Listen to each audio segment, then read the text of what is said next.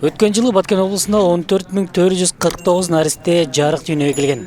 Бул тууралуу Салам радиосуна Баткен облустук төрөт бөлүмүнүн башчысы Макпуба Хусейнова билдирди. Негизинен төрөлгөн балдардын дени сак, энелердин аз кандуулуктан жабыркоосу боюнча өткөн жылга салыштырмалуу жакшырган. Мунун себептеринин бири катары USAID'дин мыкты азыктануу долбоору себеп болгон дейт. Бул долбоор 2020-жылдын июнь айынан бери Баткен облусунун аймагында ишин жүргүзүп келет. Облустун 3 район жана шаарлардан атайын өкүлдөрдү чакырып, окутууларды өткөрүп, калк арасында туура тамактануу боюнча түшүндүрмө берип келет. Биздин көбүнчө төрөттөн аялдарыбыз өлүмү, аялдардын төрөттөгү татаалдашы бул кан кетүү.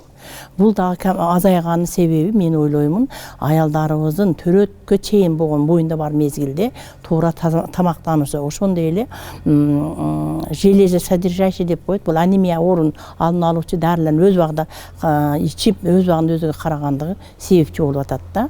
Ошо элдин маалыматтуулугун жогорулатуу менен ошол тамактанууга болгон мамилесин өзгөртүп, анан практикалык түрдө 12 ай бою дасторконуна витамин А, витамин С, цинк жана темир камтыган азык-түлүктөрдү колдонууга, зыяндуу тамактарды балдарга жана өзлөрү колдонбогонго маалымат таркатабыз.